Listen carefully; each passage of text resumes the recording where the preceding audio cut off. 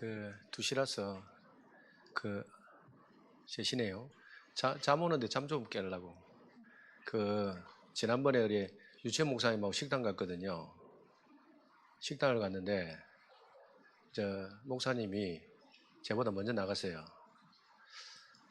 식당 주인이 저한테 왔어요. 혹시 연예인이 아니냐고. 내가 기가 차가지고, 연예인요? 주인이 이야기해요. 누구 닮았대. 누가 닮았어요? 이랬더니, 계속 쳐다봐요, 나가 있는 사람을. 누구 닮았는데요? 그러니까,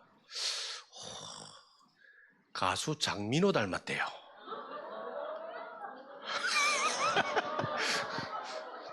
그래서 내가 또 기가 차가 또 쳐다봤어요, 저를. 그래가지고, 아닌데요? 이랬더니, 그랬더니, 식당 주인이 이야기해요. 그럼 혹시, 형제입니까? 이러시더라고요. 내가 계속 기가 차가 쳐다봤어요. 그래도 본인은 억수로 기분이 좋으신가 봐요. 다민족교회 우리 성도님들은 참 잘생긴 분하고 살아가 참 좋겠습니다. 근데 저렇게 되기까지 얼마나 많은 준비를 했겠어요.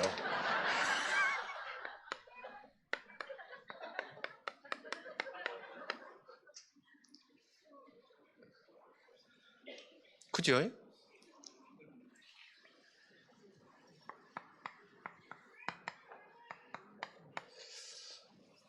우리가 준비해야 될 부분들은 내 삶은 그냥 은혜로 준비하는 겁니다.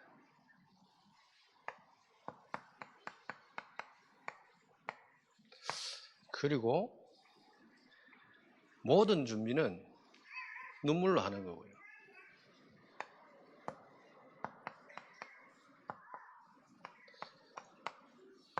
축복을 끝내야 되겠지요. 지난번에 제가 우연히 유튜브를 이렇게 짧은 유튜브를 보는데 찬양 사역자 소진영이라는 사역자에 대한 이야기를 간략하게 이야기하는 게 나오더라고요. 그 친구가 나이가 25살 때에 만성 골수형 백혈병에 걸린 겁니다. 그게 시한부 판정을 받은 거죠. 그런데 그 시한부 판정 중에 4가지 감사가 나온 겁니다. 일단은 백혈병 진단을 받았는데 그 직후에 막바로 신약이 나온 겁니다. 약이. 그러니까 머리카락 빠지고 막 다 해야 되는데 약이 나온 거예요. 그래 안 빠지고. 또 약은 나왔는데 만약에 약값이 비싸면 안 되잖아요. 그 약이 나오자마자 또 보험이 되는 겁니다. 그러니 경제적으로도 또 괜찮아졌죠. 또 나이가 젊기 때문에 의사가 진단하기를 조혈모 세포라는 것을 이식받으면 치유된대요. 근데 치유는 되는데 임신을 못 한다는 겁니다. 그래서 갈등하다가 이식을 할 것이냐 안 할 것이냐 갈등을 하다가 이식을 안 했대요. 그러는 중에 찬양 사역하는 중에 남편을 만난 겁니다. 그래 결혼을 한 거죠. 결혼을 했는데 어떻게 해야 됩니까? 이제 임신은 하고 싶은데 임신을 하려고 하면 지금 먹는 약을 끊어야 돼요. 위험하잖아요. 그러다 보니까 의사한테도 묻기도 하고 많이 상담을 하고 또 가족들하고도 여러 가지 이야기 안 했겠습니까? 근데 부모도 그렇고 의사도 그렇고 약을 끊지 말고 약을 먹어라.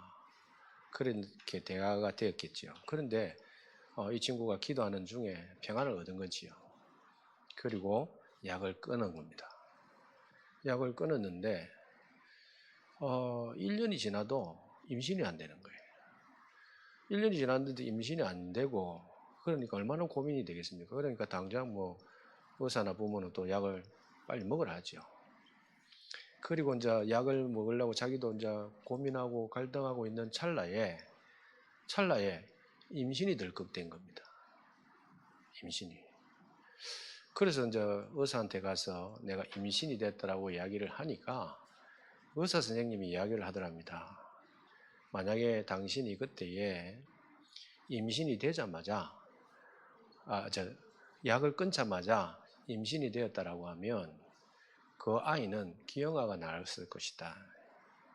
참 다행인 게 그 1년이라는 시간이 지나가지고 그리고는 지금에 와서야 임신을 하게 된 거는 참 다행이다 이렇게 이야기한 거예요. 그때 나온 찬양이 오직 예수뿐이네 라는 찬양이에요. 우리 알고 있는 찬양이지요. 제가 그거 보면서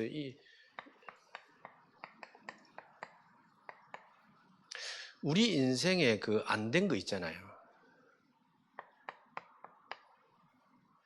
그것도 하나님의 은혜들이라는 겁니다. 아까 이제 그 목사님하고 잠시 말씀 나눴는데 그 다음 주부터 요 공사 진행한다며요. 지금까지 그 공사가 중단된 것도 참 은혜다 이러시더라고요. 감사한 일이다 그러죠. 우리가 잘 알고 있는 석가모니 있지 않습니까? 왕위를 물려봐야 되는데 이 사람의 관심은 오직 종교적인 겁니다. 왜 어릴 때부터 이제 그 인생에 대해서 많은 고민들이 된 거죠. 그러다 보니까 보통 사람들하고 또 생각이 달라. 고통의 원인이 뭔지, 왜 사람은 태어나고 죽고 뭐 이런 생도병사가 있는지 계속 고민하니까 자꾸 집을 나가려 하는 거예요. 자꾸 집을 나가려고 하니까 그 부모가 집을 안 나가게 하는 방법이 뭡니까? 예쁜 여자를 만나가지고 결혼을 시키는 겁니다. 그래가지고 저 옆에 예쁜 공주를 데려와가지고 결혼을 시킨 겁니다. 집 나가려 했는데 못 나갔지요. 그런데 살다 보니까 또 아이가 나온 겁니다. 그래서 아이 이름을 지었어요. 아이 이름을 지었는데 아이 이름이 뭐냐면 인도어로 라훌라라는 이름입니다. 근데 그 뜻이 뭔지 압니까? 그 뜻이 재밌습니다. 인도어로요, 장애물입니다. 그게 부를 때마다 쉽게 말 우리 한국말 같으면 내 아들 이름을 부르는데 장애물 그렇게 불러. 그러니까 자기는 자유롭게 나가고 싶었는데 이놈 때문에 또 걸린 거죠. 장애물이야. 그 아들 얼마나 뭐가 쌓였으면 아들 이름을 장애물이라고 지었겠어요. 그러니까 우리가 하나님의 은혜를 모르면 전부 그거는 은혜가 아니고 안 된 게 전부 장애물이 있어가지고 안 된 거로. 이게 전부 장애물이야. 혹시 아들 이름으로 장애물로 짓고 싶은 생각 있어요?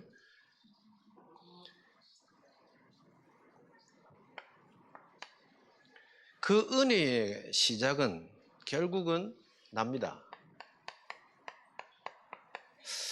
자, 창세기 6장에 보면 하나님 없이 번성하기 시작하지요.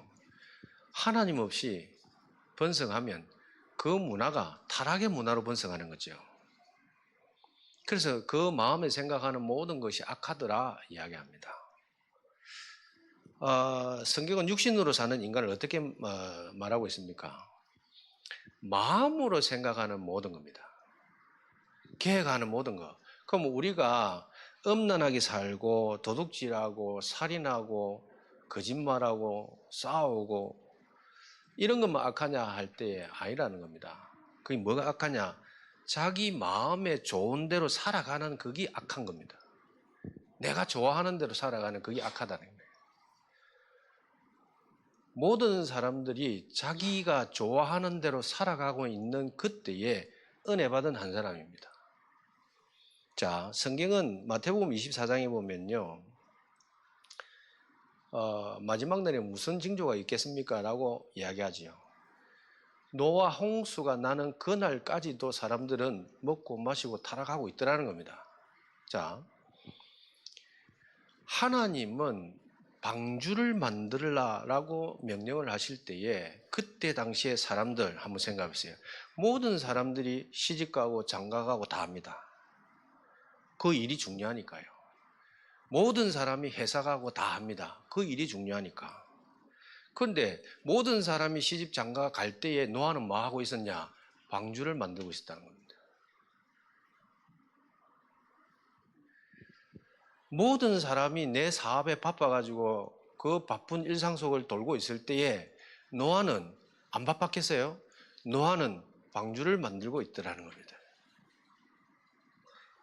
모든 사람이 세상 쾌락을 즐기고 있고 캠핑 가고 오락 가고 바닷가 가고 산으로 가고 들러 다 하고 있는 그때에 노아는 방주 만들고 있다는 겁니다.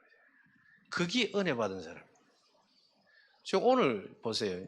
다 뭐 이 뜨거운 날에 바닷가도 가고 막 다 놀러 가야 되는데 은혜 받은 나는 여기 있잖아요.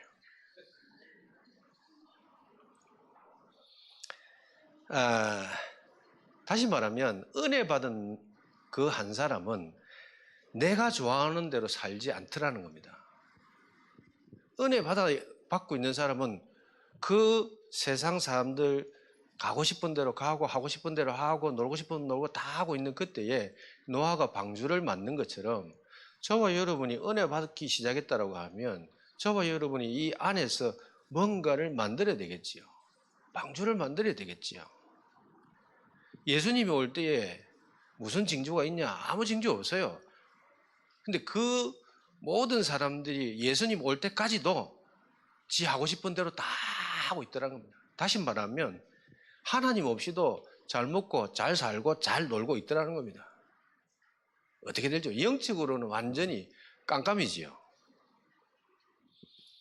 그러나 은혜 받은 나는 그 상관없이 방주를 만들고 있는 거죠. 다시 말하면 저와 여러분이 예배 속에 들어와야 되지요.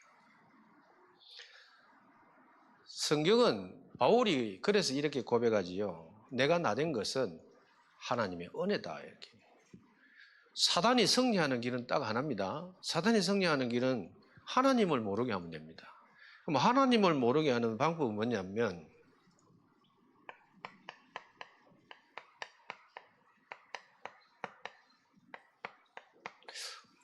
복음 하나 모르게 하면 됩니다.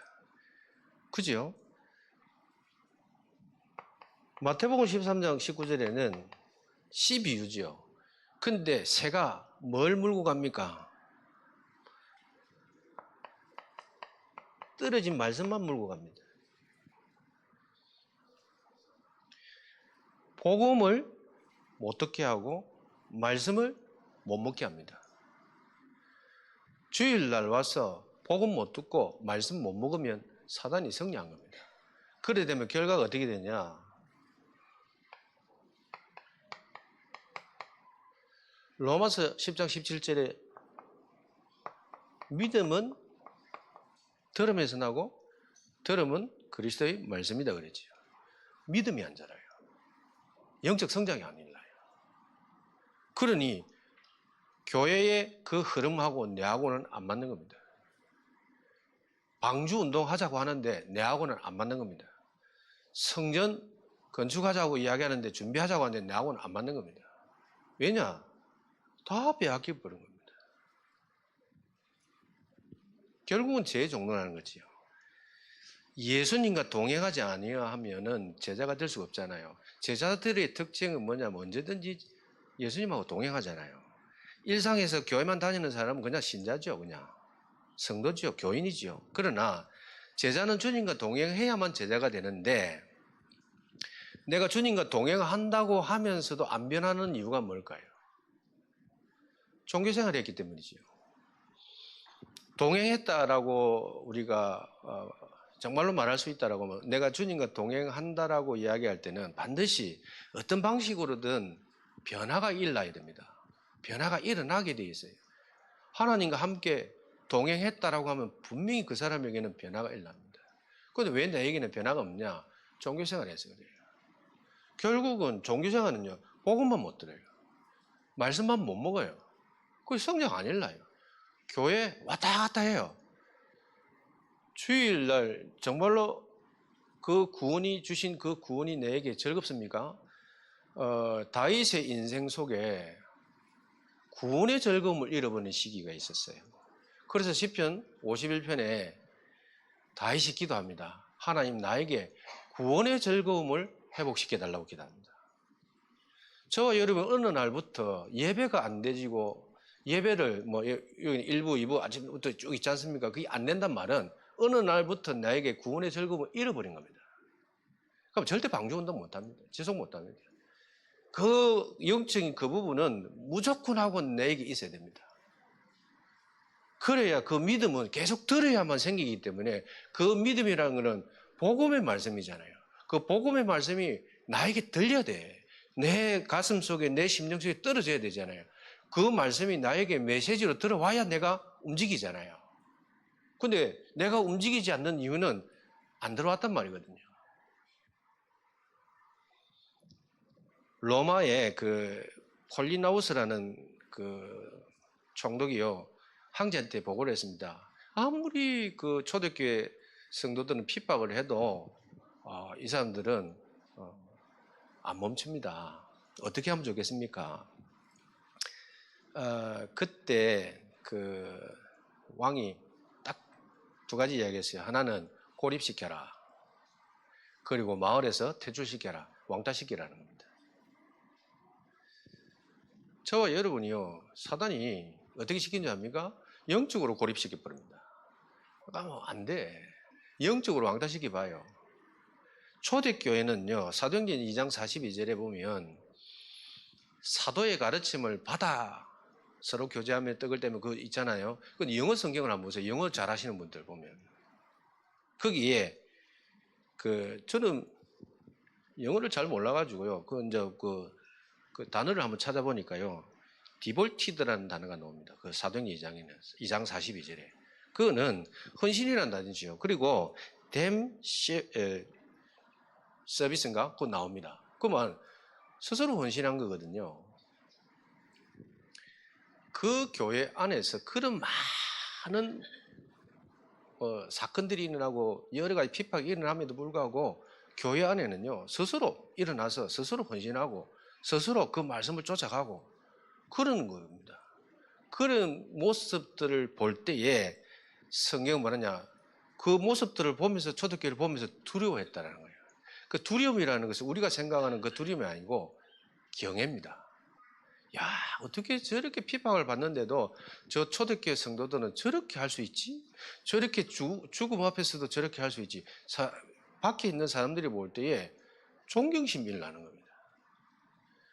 우리 다민족 교회를 보면서 밖에 사람들이 존경할 만큼 뭔가가 은혜가 보여야 돼요. 자, 성전을 준비하면서 두 번째로는요,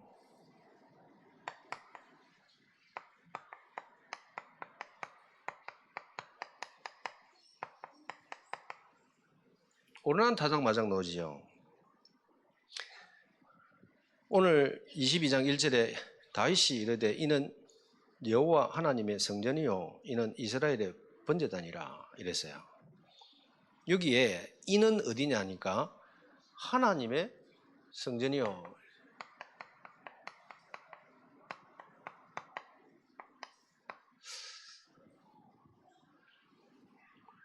자, 이게 뭐냐면 오늘 그 앞장으로 가면 역대상 21장에 부터 보면 이제 이는 이 글자에 대한 내용이 나오는 거예요. 이는 이 두 글자가 결국 어디를 가르치냐면 이 오르난 타작마당을 가르치거든요. 그 역대상 21장에는 그 다윗이 사탄이 일어나 이스라엘을 대적하고 다윗을 충동하여 이스라엘을 계수하게 하니라 했지요. 이 사건을 통해서 백성이 7만 명 죽습니다. 백성이 7만 명 죽는데 전염병으로 죽죠. 이 모습을 보면서 다윗이 눈물로 회개합니다.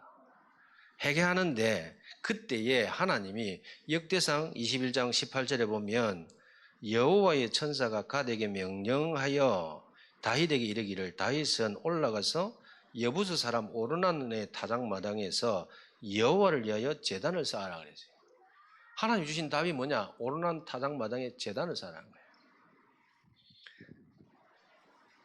그리고는 그 오르난 타작마당을 25절에 보면 금 600세겔로 그 땅을 삽니다. 그리고는 번제와 화목제를 드리지요.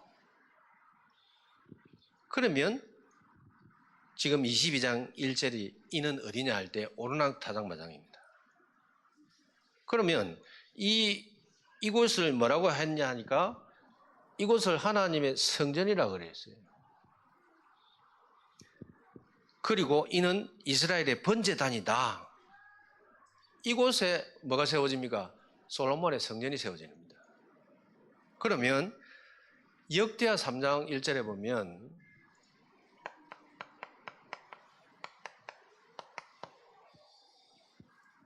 솔로몬이 예루살렘의 셀렘 모리아 산에 여호와의 전을 건축한다 그랬어요. 여기는 이제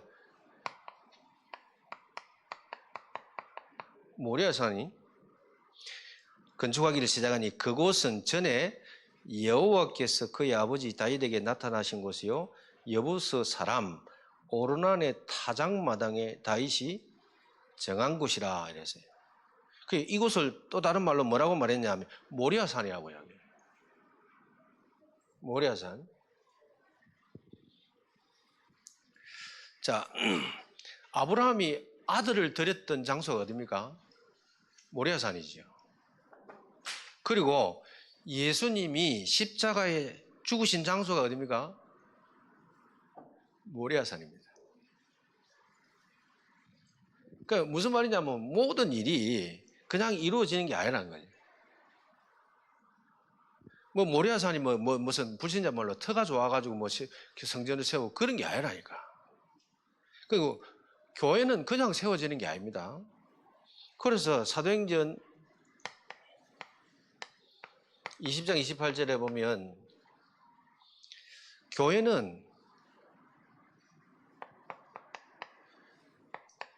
피값이 있어야 되잖아요. 예수님이 피값 위에 세워지는 것이잖아요. 그리고 모리아산에 이삭을 드리잖아요. 이삭이 순종했던 것처럼 있잖아요. 교회는 성도들의 순종이 필요합니다. 그 순종 위에 교회가 세워져 가는 겁니다. 성도들의 눈물 위에 교회는 세워져 가는 겁니다. 그래서 이러한 피값, 눈물, 순종 위에 교회가 세워지는데 그 시작이 나로부터 시작돼야 돼요. 그렇잖아요. 그런데 더 재미나는 거는요, 또 하나 있습니다. 여기에 2절에 보면 이런 말이 있습니다. 다윗이 명령하여 이스라엘 땅에 거류하는 이방 사람을 모아라 그랬어요. 오르난이라는 이 사람이 이방 사람이에요. 그러면 유대인들은 자기 외에는 구원이 없다라고 생각했던 사람입니다. 구원받을 수 없다고 생각했던 사람입니다. 그런데 하나님의 방법은 뭐냐? 이방인이에요. 하나님이 이방인의 땅에다가 이방인을 통하여서 성전을 건축했다니까요. 어떻게 생각합니까? 그러면 그 이방인이 누구냐? 저와 여러분이라니까요. 그렇잖아요. 구원받기 전에는 저와 여러분 이방인이잖아요. 저와 여러분을 통해서 교회를 하나님은 세워가기를 원하시는 거지. 이방인을 모아가지고 성전을 건축하고 있는데 성전의 터도 이방인의 땅이라 건축도 이방인을 불러서 합니다. 굳이 예수 믿는 사람이 업자가 와가지고 할 이유도 없고 저는 볼 때 예수 믿는 장로님이 와가지고 해버리면 말하기도 더 불편한 것 같아요. 그러니까 결국은 뭐냐면 하나님은 이 교회를 전도하는 일에 선교하는 일에 다윗이 그걸 바라보면서 세워간 거 아닙니까? 다민족 교회가 사실은 그런 부분 아니겠습니까? 그렇다고 할 때에 우리가 적용해 볼 수 있는 게 나에게 있잖아요. 내 삶 속에 하나님의 이 전을 건축하기 위해서 내가 이 값을 치르고 사야 할 이 오르난의 타작마당이 있냐는 겁니다. 내가 값을 주고 사야 될 땅이 있냐는 겁니다. 다민족 교회를 출석하면서 지금 저 성전에 대한 부분 여러 가지 메시지 있었을 건데 거기에 대해서 내가 값을 들이고 사야 될 이 타작마당이 내게는 있습니까? 질문해 봐야 됩니다. 요한 웨슬레 목사님이 설교하는 중에 유명한 일화가 있지 않습니까? 그 마을의 최고 부자가 어느 날 그 예배 때 참석을 한 거지요. 그때 해필이면 이제 그 웨슬레 목사님이 이야기했다 안 합니까? 돈을 벌 수 있는 대로 최대한 많이 벌어라. 그러니까 부자가 설교 참 잘한다. 두 번째, 저축할 수 있는 대로 막 최대한 많이 해라. 그랬더니 저렇게 설교 잘하는 목사 처음 봤다 이렇게. 마지막에 어떻게 했습니까? 그렇게 벌고 저축해 놓은 것으로 하나님을 위해서 써라 이랬더니 그렇게 좋던 설교가 끝내 가서는 완전히 망했네 하면서 갚아달라는 거예요.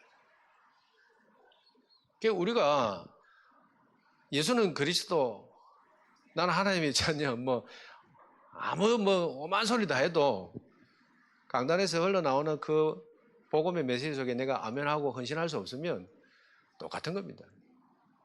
값을 주고 치료해야 될 타작마당을 오늘 한번 생각해 보시기 바랍니다. 왜냐하면 다윗이 오늘 5절에 이렇게 이야기했습니다. 준비를 하는데 다윗이 죽기 전에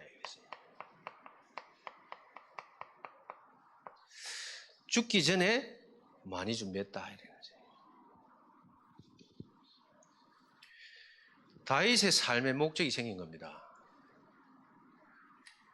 잘 준비했다는 말이지요. 많이 준비했다는 말은 우리가 알고 있는 서울 장신대에 있습니다. 서울 장신대가 보니까 설립이 1954년도입니다. 1954년도 설립했는데 2004년도가 개국교 50주년이라. 이 기념 개국 50주년을 맞이해가지고 건축을 하기로 한 겁니다. 건축을 하기로 했는데 공사비가 100억이라.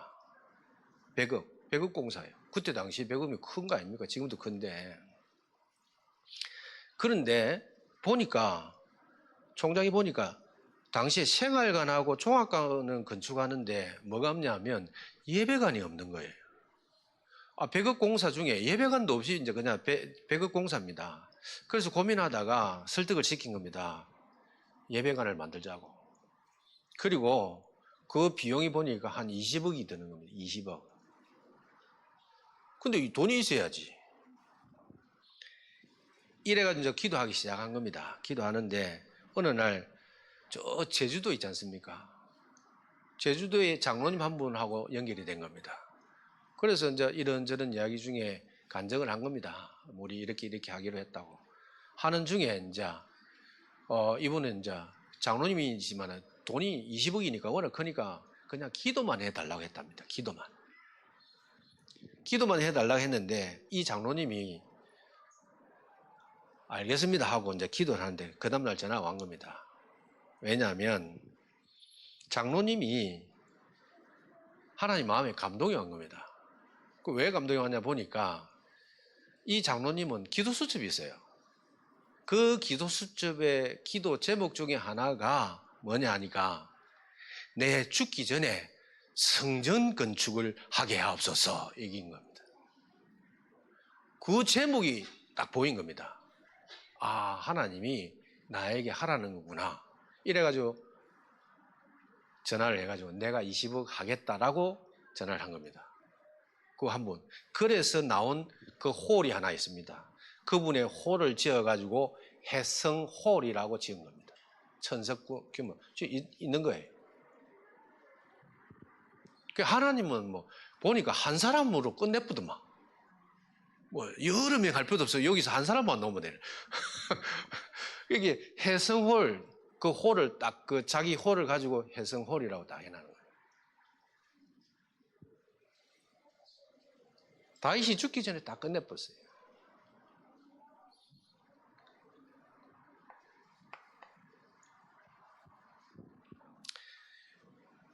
그리고 14절에는 이런 말씀이 있습니다. 내가 환난 중에 여호와의 성전을 위하여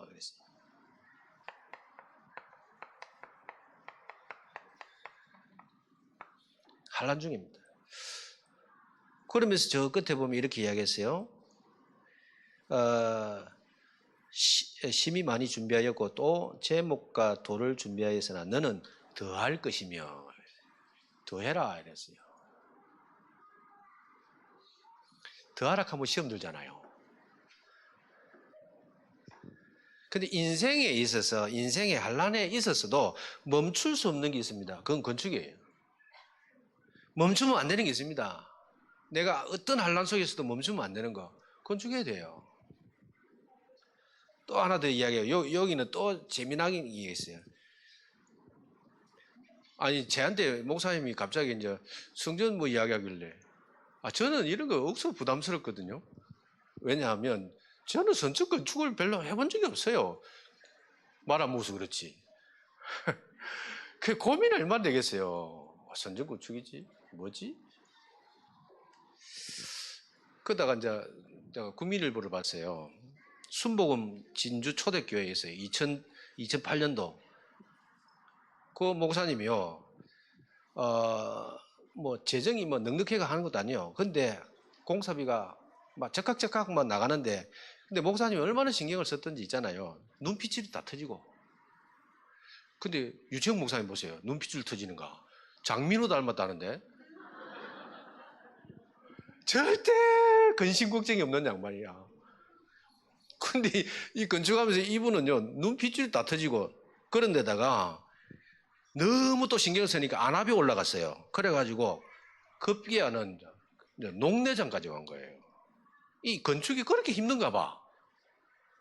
야, 우리는 돈 100만 원 없어도 뭐 한 1000만 원 막 이렇게 빚져도 막 사람이 그런데 요 공사는 얼마 한지 난 모르겠습니다만 한 10억, 20억, 100억 이래 버리면 2, 3만 원 해도 막 야, 그 밤에 잠 안 올 것 같아. 그게 얼마나 그 기도하면서 그 뭐 돈 때문에 신경을 쓰는지 뭐 눈에 핏줄 터지고 뭐 녹내장 들어오고 막 그만한 스트레스 받았단 말이거든요.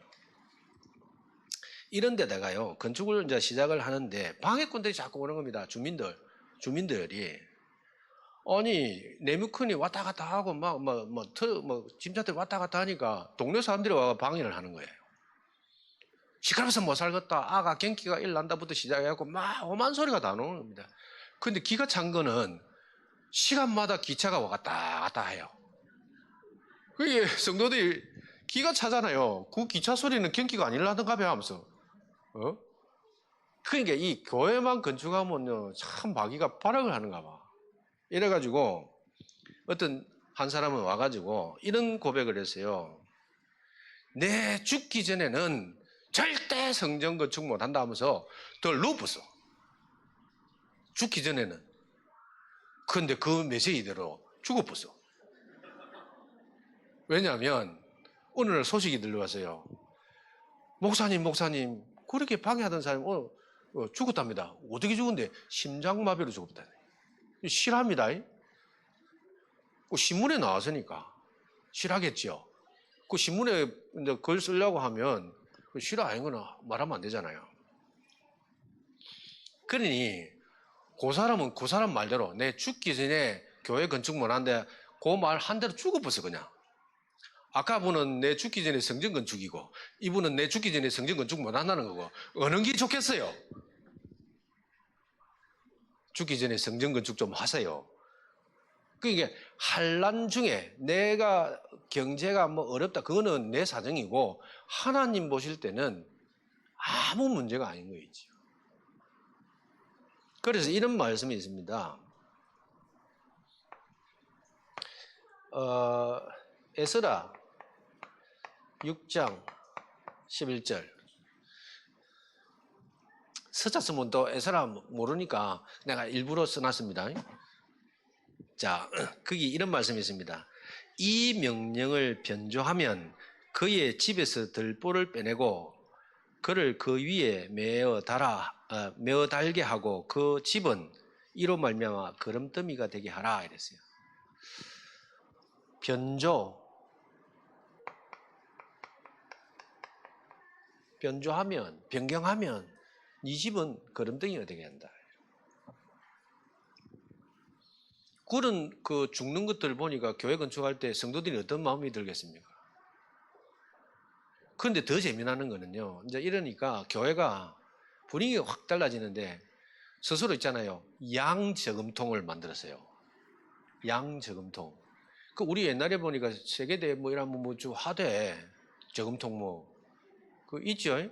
선교 뭐 통장. 근데 교회 건축할 때는 하지도 않더만. 근데 이 교회는 이제 동전 생기면 무조건 건축 쪽으로 이제 엮는 겁니다. 그러니까 이제 어떤 집사님이 한 분이 말씀하시는 겁니다. 아, 그렇게 많던 동전이 하려고 하니까 없더라는 거예요. 하려고 하니까. 왜냐? 서로 또 다 해버리니까. 그러면서 그 진주에 그런 이제 그 건축 응검에 대한 부분들 쭉 하는 중에 또 뭐 소소하게 온 응답이 뭐냐 하니까 한 집사님이 간증을 하는 겁니다. 새 방을 살고 있다가 갑자기 집이 한 채 생겼어. 그 왜냐하면 사천에 2000세대 집을 지어놨는데 부도가 나쁜 거예요. 부도가 나니까 어떻게 해야 되냐. 이렇든 저렇든 들어오는 사람은 없고 무조건 입주를 시켜야 되겠고 이러니까 거의 공짜십 해가지고 들어오라 한 거예요. 그러니까 보세요. 이러다 보니까 이제 그 교회에 있던 사람들도 가고 이래가지고 거의 공짜로 이제 집이 생긴 거예요. 이제 이런 증거들이 교회 안에서 하나 더 이렇게 생기니까 그 분위기 어떻게 되겠어요? 근데 이제 그런 감정들이 교회 건축하면서 많은 뭐 그 교회뿐만 아니라 많은 교회, 제가 어릴 때 뭐 교회 뭐 이렇게 건축한다 이래 보면 그런 소리들을 많이 간증들을 들었거든요. 하나님이 공짜가 있냐 할 때에 아닌 것 같아요. 그냥 내 중심을 달아보는 것 같아요. 그래서 저와 여러분이 정말로 이걸 준비할 때 내 눈물이 필요하고요. 내 마음이 담겨야 되는 줄 믿습니다. 결국은 이게 축복으로 바뀌어야 되잖아요. 아까 그 뭐 육신적으로라도 세방 살던 사람이 아파트로 가고 육신적으로도 그런 축복이 있으면 좋잖아요. 교회가 237 세계복음화를 한다는데 그 아무 뭐 변화도 없고 이러면 그것도 웃기잖아요. 근데 더 재미나는 거는 이게 축복으로 바뀌어야 된다 이 말을 왜 하느냐니까 이 건축을 또 내가 하고 싶다고 해지느냐 그것도 아니라 돈이 있다고 되느냐 그것도 아니라니까요. 자 7절에 이런 말씀이 있습니다.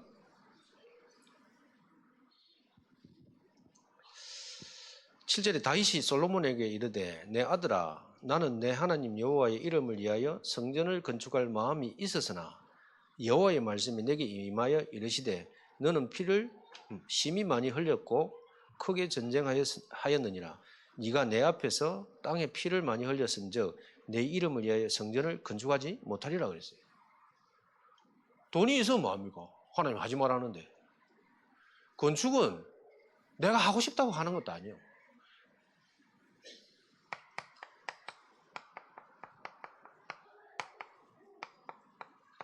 하나님 허락이 있어야 할 수 있는 겁니다. 그렇잖아요. 그러니까 이 메시지 들었을 때 다윗의 마음은 어떻게 되냐? 충격이지요.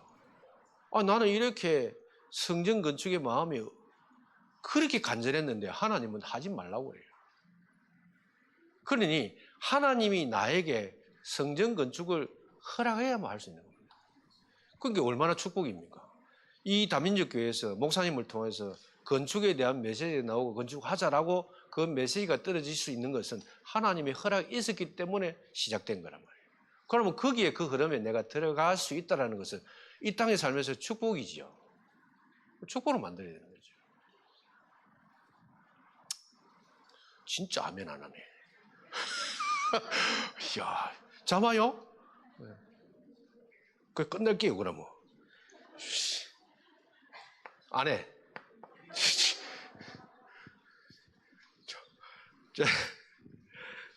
하여튼 내도 부담스러워요. 이거는 결과적으로 돈 내라는 소리거든. 헌금하는 소리인데 아까처럼 한 사람 20억 다 내놓으면 돼.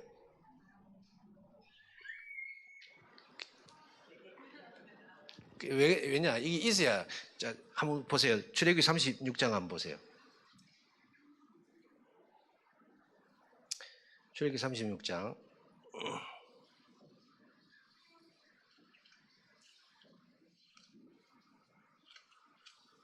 이 성막 만들 때거든요.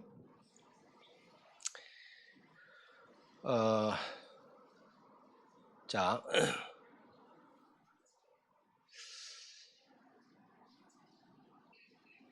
자, 6, 7, 7절을 쭉 2절부터 읽어야 되는데 보면 6, 7, 7 읽어볼게요.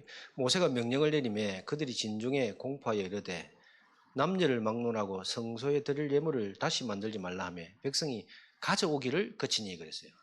너무 많이 가져왔다는 말이거든요. 그리고 7절에 있는 재료가 모든 일을 하기에 넉넉하여 남음이 있었더라 그래요.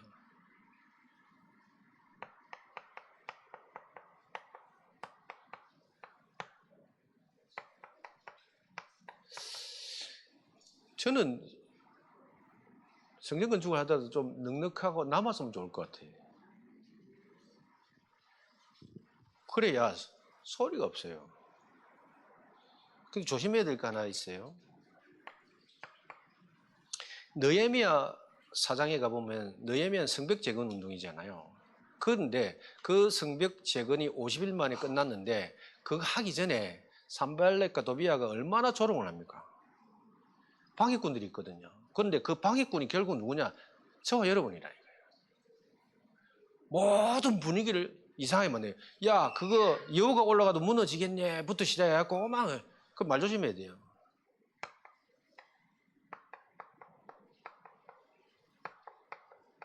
이게 끝나야 돼요.